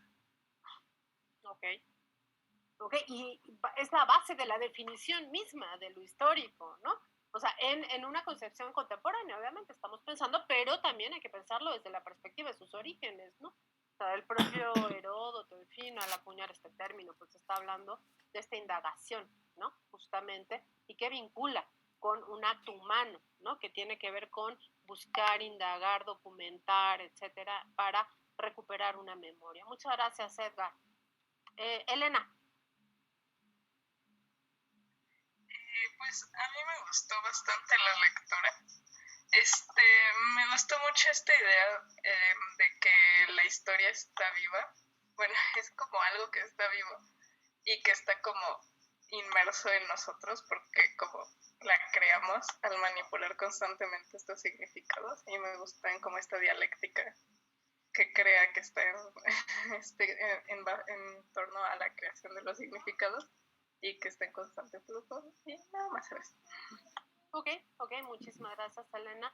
Y que justamente tiene que ver con el sentido mismo del texto, ¿no? Esta petición de principio, como dice el mismo Cale, ¿no? De lo histórico y de la historia, ¿no? Muchas gracias, Elena. Armando y después Marco. ¿Ahí me escucho bien? Ya. Bueno, a mí me llamó mucho la atención la relación o el eco que encontré con el texto de Kaller, con otro texto de León Portilla, que es El tiempo de la historia, donde justamente recalca mucho la obligación del historiador de tener que darle significado, ¿no?, a los acontecimientos, justo cuando cita algo muy interesante, un pasaje bíblico, cuando el profeta Ezequiel se encuentra con un mar casi de huesos muertos, y bueno, los huesos muertos son los hechos históricos, ¿no?, los datos duros, como decía, y es el historiador, el profeta, el que tiene que darles vida, tiene que darles significado. Eso me remite también mucho a, porque vaya, Collingwood, que, bueno, quiero tomarlo y no dejarlo pasar, es breve, porque si no, bueno, corremos el riesgo de tomar a Collingwood como un referente poco válido, ¿no? Ya que Kaller lo empieza criticando uno de sus textos, y precisamente es en idea de la historia que critica. Más bien, más adelante yo creo que deberíamos definir para Collingwood la historia, no en tanto por su definición, sino por su valor. Ya que para Collingwood, me gusta mucho cómo lo dice, el valor de la historia depende del autoconocimiento del hombre, ¿no? Y no hay manera de conocer lo que es el hombre más que conociendo, investigando, preguntando qué es lo que ha hecho el hombre. Y ese haber sido del hombre para poder ser como hoy somos, eso es el conocimiento histórico. Ahora, lo que Collingwood escribe es de entre el 20 y el 40, y lo que escribe Kaller es en el 64, ¿no? O sea, casi 40 años separan a una opinión de otra. Sin embargo, creo que tiene mucho eco, e incluso... bueno, eso es lo que quería rescatar. El significado, como dice, la historia es algo vivo, está en nosotros, y en ese sentido, como lo dice O'Gorman también, en sus consideraciones sobre la verdad en la historia, es hacer nuestro ese pasado, no es un pasado cualquiera, es nuestro pasado, y al apropiarnos de ese pasado, le estamos dando un significado y estamos dando razón de la vida humana, y ese dar razón de la vida es historia para O'Gorman. Era lo que quería aportar, y no digo más para no spoilear más la próxima lectura, que no tienen mucho que ver, pero bueno, gracias. De nada, gracias, Armando. Marco. Pues sí, quiero comentar que me gustó bastante la lectura, o sea, se me hace muy interesante. Siento que es contundente y directo en las cosas que quiere decir. Hay una frasecita que me gustó mucho al final, o sea, dice, y siento que va mucho con su idea de historia. Dice, así que negar la historia, que la historia tenga sentido, es negar que la historia exista. O sea, veo como una preocupación que siento que transmitió mucho a varios que la leyeron, de el sentido de la historia misma. Y cómo se tiene que hacer, y cómo se tiene que interpretar, y bueno, pasando un poco de alto, pero se puede ver bastante lo de la circunstancia de Ortega y Gasset, ¿no? Entonces, algo que refiere y que me agrada bastante es, por ejemplo, la colectividad, o, bueno, tal vez no lo sabemos varios de aquí, pero la mayoría de los estudios históricos que se hacen en la actualidad son de colaboradores, o sea, son de varios autores, y más que explicar una realidad o la realidad, como que tratan de responder ciertas inquietudes ya específicas a partir de una generalidad. O sea, juntar la historia con el medio ambiente, o juntar la historia con lo social o lo político, cosas que antes parecían como un poco, que eran poco dadas, ahora es como muy común, ¿no? Y digamos, bueno, para las ideas que tienen me sorprende para la época, ¿no? Siento que están como apenas desarrollándose, que va un poco más hacia el giro lingüístico. Entonces me hizo una lectura bastante buena, y más porque es contundente en el significado de la historia, o sea, que es útil y que es humana. Y eso, bueno, eso a diferencia de muchos autores, ya es mucho. Ok, muchas gracias, Marco. Y yo no sé hasta dónde, en efecto, tienda hacia el giro lingüístico de manera tan directa, ¿no? Pero lo que sí es un hecho, es que eso, la base del pensamiento de Kaller está el historicismo, que él mismo, bueno, él no está criticando el historicismo, está criticando a Collingwood y su planteamiento, o su confusión, ¿no?, en torno a la definición de la historia o lo historiográfico, pero hay una base historicista, sin lugar a dudas, en el pensamiento de Kaller, ¿no? O sea, eso que tiene que ver con esta necesidad de contextualización del pensamiento, de la construcción del fenómeno histórico y de lo historiográfico mismo, ¿no? Y que eso es un poco lo que queremos rescatar. ¿Por qué leemos a Kaller en este momento? ¿Cuál es el sentido de leer a Kaller? Pues tiene que ver justamente, de nuevo, es una suerte pues sí, de provocación si quieren, pero sobre todo de invitación a reflexionar en torno a lo que hemos aprendido de historia, ¿no? Es decir, tradicionalmente se plantea, sobre todo en la historia, en la secundaria, en el bachillerato, que la historia es algo que está ahí, ¿sí? La historia como pasado está ahí, esperando a que el historiador llegue, se siente, así como justamente, ¿cómo se llama? apóstol, ¿no? Son los apóstoles Pablo y todos estos, se siente con su pluma y empieza a registrar lo que está pasando. Pienso en este cuadro famoso que cómo se registra el Apocalipsis, ¿no? Se pone a San Juan ahí con su pluma escribiendo lo que está pasando, de su visión, ¿no? Del Apocalipsis. Y bueno, se asume un poco que eso es la función del historiador. Ahí está el pasado, el historiador llega, se sienta y empieza a documentar lo que pasó, ¿no? O sea, la historia pasó como la documenta el historiador, ¿no? Entonces ahí está el pasado, esperando que llegue el historiador. Claro, el historiador no puede trasladarse en el tiempo a ese momento y contar lo que pasó, pero la forma de sentarse a registrar ese pasado desde esta perspectiva sería, bueno, pues a través de estas fuentes que le van a revelar, ¿no? Justamente lo que fue exactamente. Ahora, si ustedes cuando conozcan las fuentes primarias, pues se van a dar cuenta que las fuentes primarias no les cuentan lo que pasó, así, en ese relato, ¿no? Las fuentes primarias lo que van a dar son los fragmentos de pasado que va a unir el historiador, ¿sí? O sea, la fuente primaria no te dice, esto fue lo que pasó en la revolución y primero pasó esto y esto se conecta con esto y esto explica tal. O sea, esa es una construcción del historiador, ¿sí? Y eso es un poco lo que nos está señalando Kaller. El pasado no está ahí.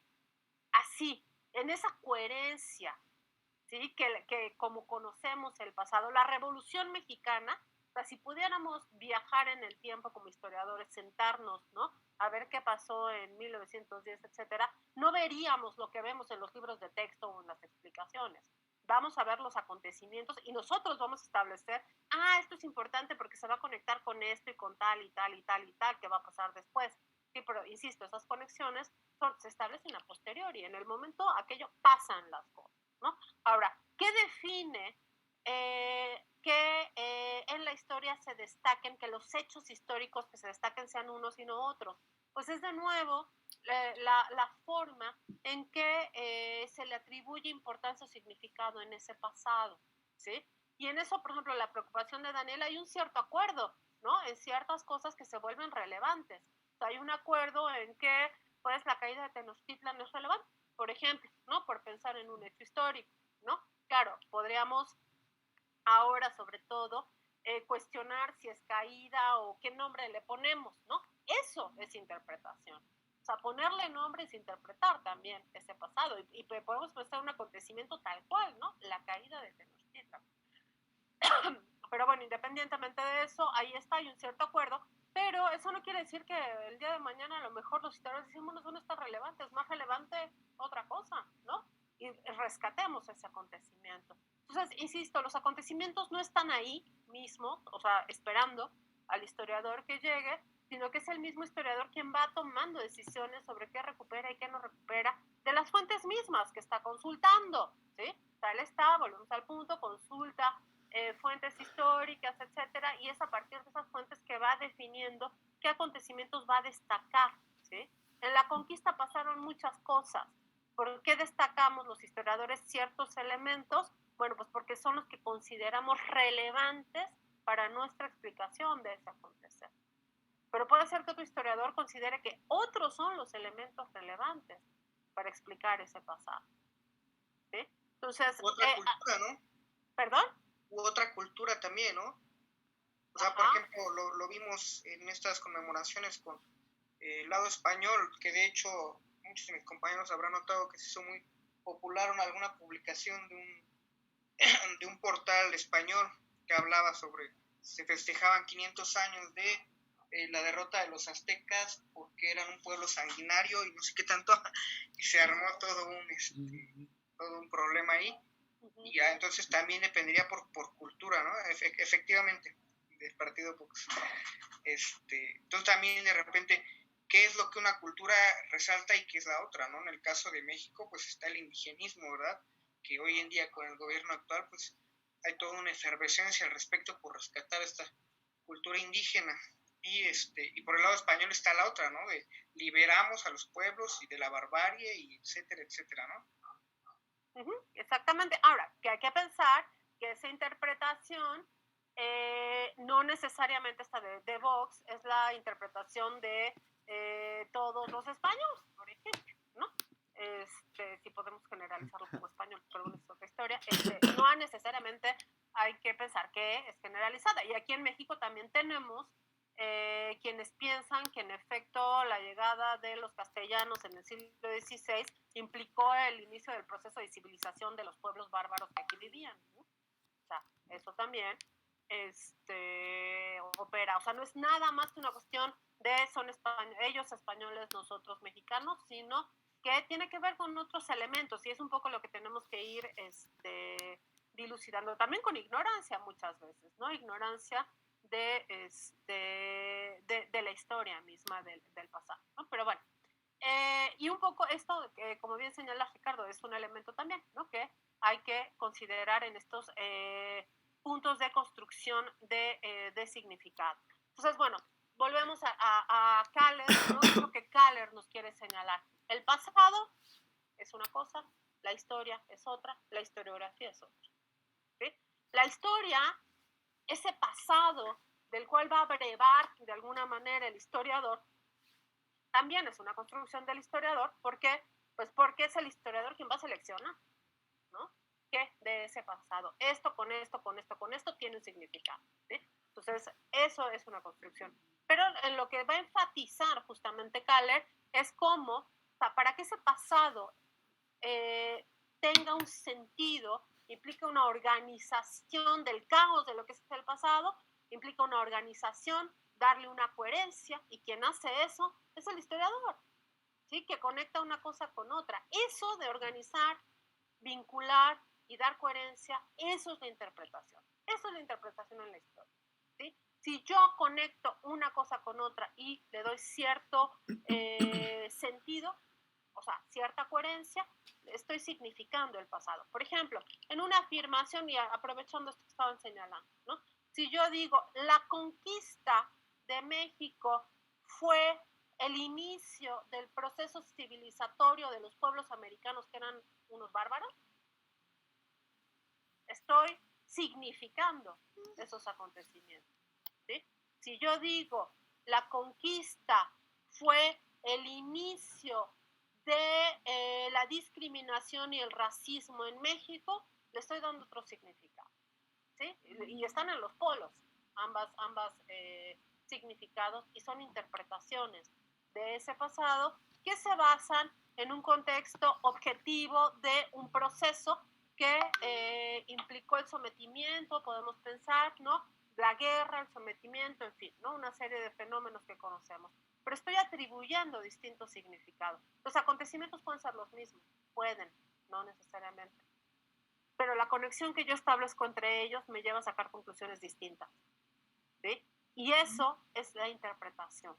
Sobre la base de, supongamos que podemos pensar en los mismos acontecimientos, el historiador va a establecer conexiones distintas que le van a dar sentido o no a ese pasado. Y en función de que establece esas conexiones, pues de sus presupuestos, ¿sí? Y de sus bases ideológicas, contextuales, interpretativas de ese pasado, ¿sí? Y esas bases, más allá del plano individual o personal, esas bases se sustentan en un contexto determinado.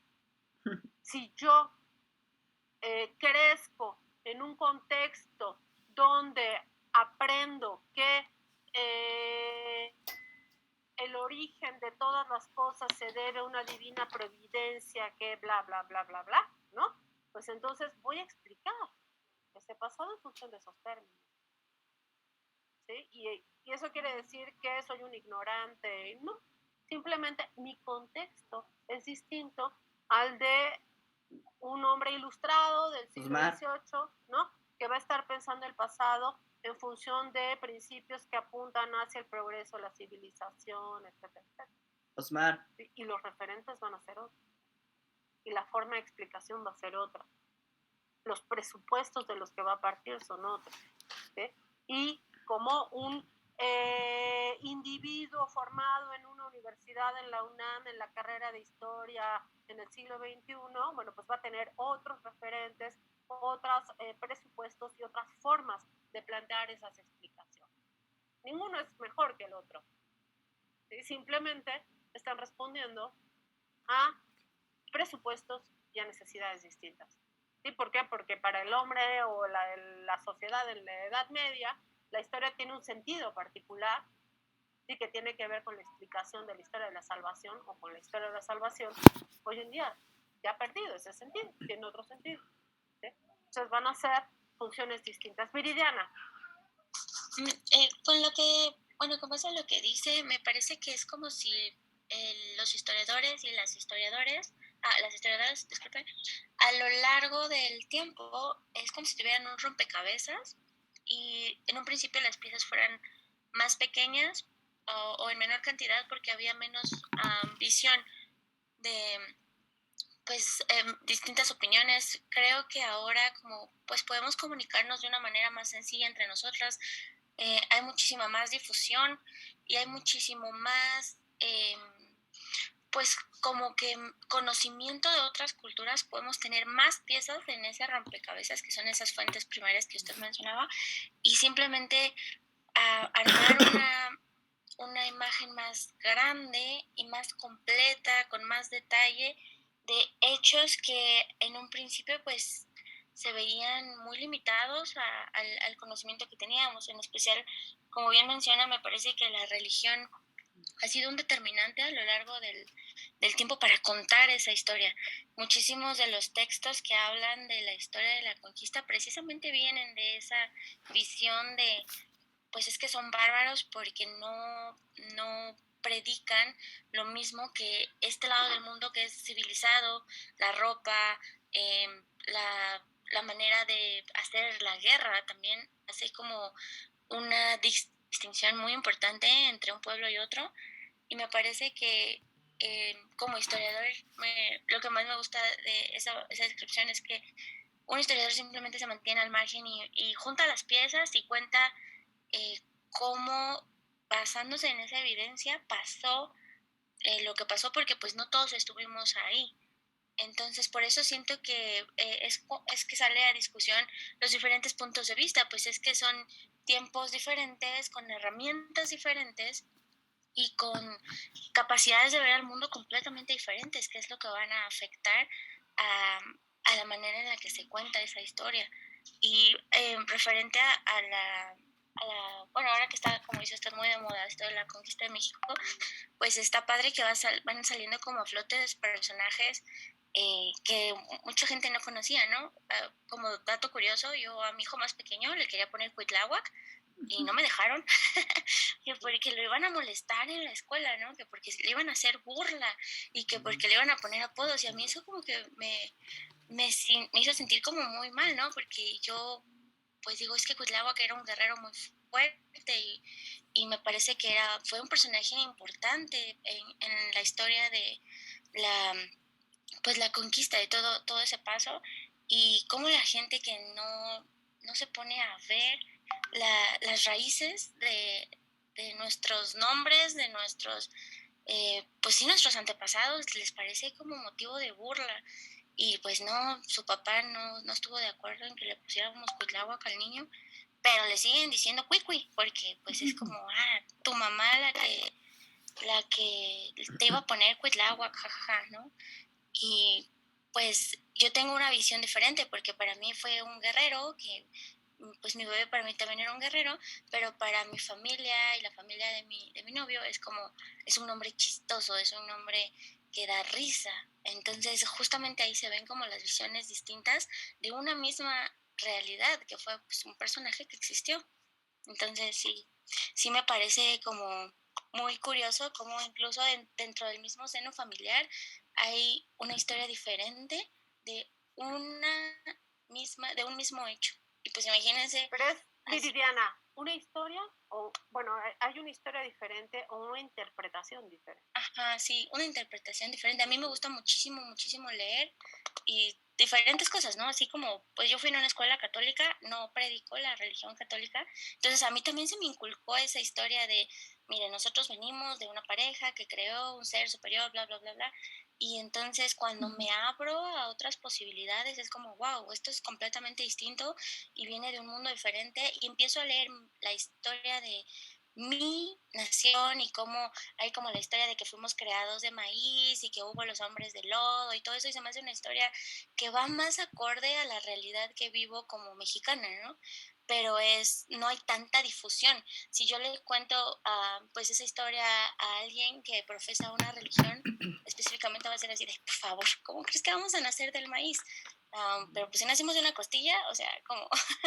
Entonces sí depende muchísimo de qué educación trae uno, qué tan valiente es uno de salir a investigar, a leer y a cuestionar los mismos principios que a veces se vuelven tabú, ¿no? O sea, a mí, mi familia me llamó hereje por precisamente empezar a leer cosas diferentes y hablar de una vida diferente y una religión distinta. Entonces sí creo que tiene mucho que ver. Y ojalá y mi hijo cuando sea grande se cambie el nombre a Cuitlahuac. Ojalá y bueno, sí. ya nos contarás, Viridiana, si sí se cambia el nombre. Ojalá. Yo, de esto que señalas, Viridiana, justamente lo que a ti te permite salir y mirar otras cosas, pues es tu propio contexto, ¿sí? Que no es el contexto de un Sagún en el siglo XVI o de un Mendieta, ¿no? O sea, no es el mismo contexto.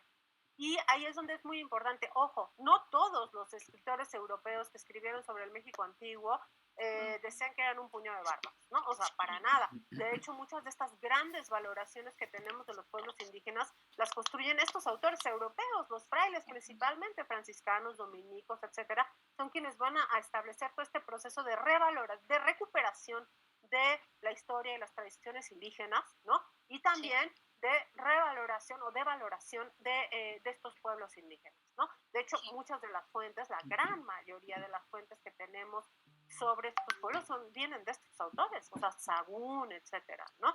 Porque pues, se han perdido muchas fuentes y, bueno, está el auge, sobre todo en el siglo XX, de los estudios arqueológicos, pues las únicas, bueno, 19, 20, las únicas fuentes que teníamos eran en efecto Sagún y demás, ¿no? Entonces, yo creo que ahí hay también como que ubicar, como no generalizar, ¿no? Hay visiones distintas en el propio siglo XVI, pero también es importante no pedirles a estos autores que piensen como nosotros, ¿no?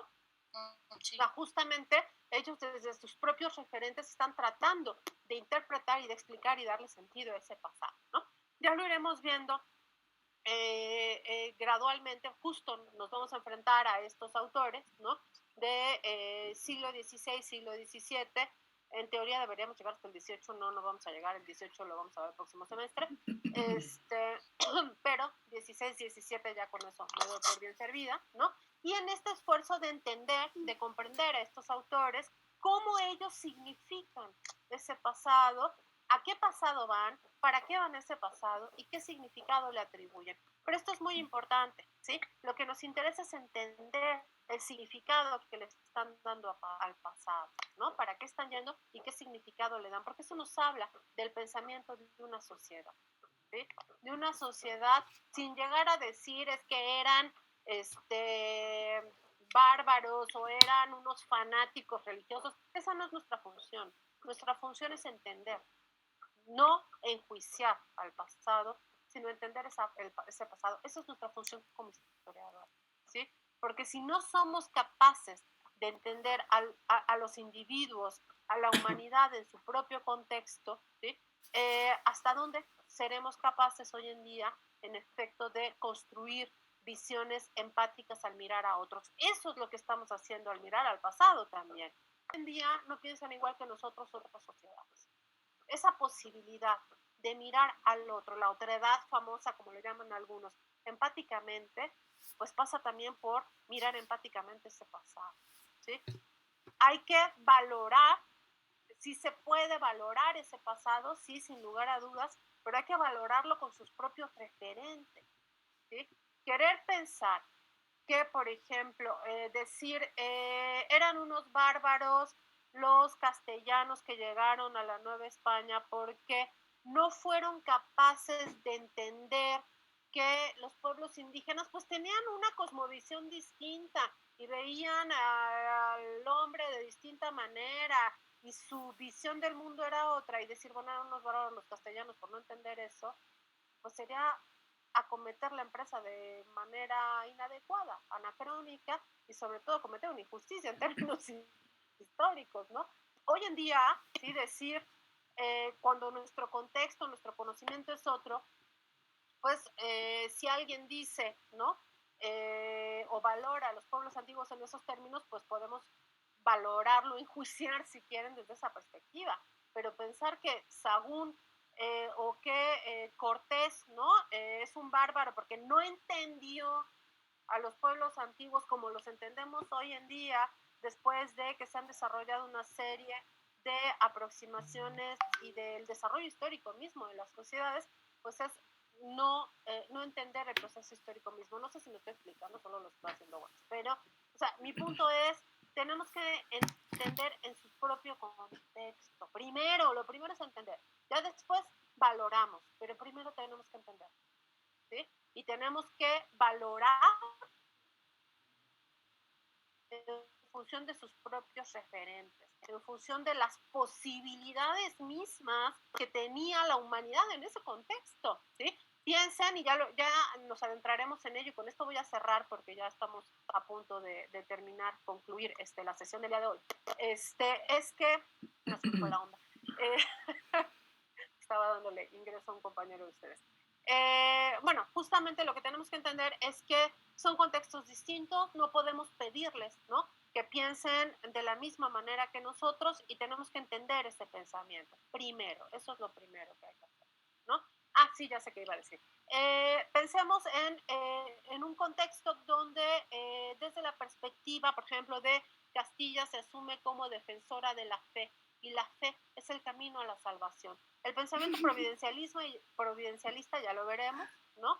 Es una primera visión universalista de la historia y del ser humano. ¿Por qué? Porque plantea que la salvación no es solamente de un solo pueblo, sino la salvación es de la humanidad.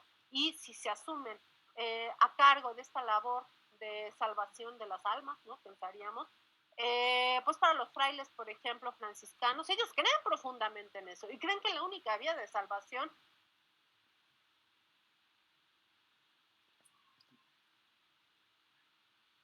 eso es su pensamiento.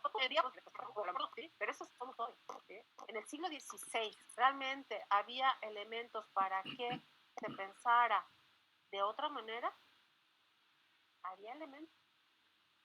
Podemos pedirles que pensaran de otra manera. Podemos pedirle a Sahagún, y miren que Sahagún se asume que es como el primer gran antropólogo. Podemos pedirle a Sahagún que se comportara como un antropólogo de la ENA del siglo XXI. ¿Es justo hacer eso? Realmente, y más allá de si es justo, es nuestra función. ¿A qué vamos al pasado? A enjuiciar al pasado, a enjuiciar a estos individuos que vivieron en el pasado, o a comprender qué pasó y por qué pasó lo que pasó. ¿Qué es lo que llevó a que las cosas se dieran de cierta manera? ¿Sí? Bueno, se los dejo de tarea, esta reflexión última, y insisto, en esta clase vamos a tratar de entender esta circunstancia. No vamos a ir a Estado a enjuiciar a los hombres y mujeres del pasado, sino vamos a ir al pasado a comprenderlo en su propia historicidad, en función de los propios parámetros de ese pasado. Eso es lo que vamos a hacer en esta clase. Si quieren enjuiciar el pasado, tendrán que ir a otra clase, porque aquí no va a pasar. Pero una consulta. ¿Perdón? Una consulta, ¿para enjuiciar a los hombres del pasado, ¿no? Exactamente, podemos hacer una consulta, vamos a llamar al INE para que organice la consulta. No, realmente un poco es una invitación a ser un poco más empáticos a ese pasado, tratar de entender en la medida de los propios referentes. Eso tenemos que hacer como historiadores. Eso no significa que perdamos nuestra valoración personal de ese pasado, pero como historiadores nuestra función en principio es entenderlo. Y ya después decimos, pues es que Cortés me cae muy mal y sí, me parece, pasó de lo que quiera, ¿no? Pero esa es una visión personal, ¿sí? El pasado tenemos que ir a entenderlo en principio. Si no, estamos cometiendo un anacronismo si nos acercamos desde otra perspectiva, ¿no? Bueno, ya puse, espérenme, no tienen que poner nombre en asistencia, solo ponen presente, acuérdense. Es lo único que hay que poner, ¿sí? Bueno, van a tener que leer Edmundo Gorman. Edmundo Gorman es un texto un poco más largo. Ahorita se los pongo. Es una belleza de texto de Edmundo Gorman, ¿sí? Y bueno, lo que quiero un poco es que vean el texto, ya les plantearía ahí en la actividad lo que hay que hacer, pero sobre todo que reflexionen por qué leímos a Gorman, así como por qué leímos a Romero Galván, por qué leímos a Kaller, porque estamos leyendo en este curso algo que va a hablar sobre la Edad Media, porque es eso, la conciencia histórica en la Edad Media. ¿Sí? Bueno, ¿por qué estamos hablando de eso? ¿Sí? ¿Qué sentido tiene que veamos este texto de Edmundo O'Gorman? ¿Ok? Bueno, eso es todo por hoy. Es un gusto verlos a todos. Que tengan una bonita semana y nos vemos el jueves. ¿Sí?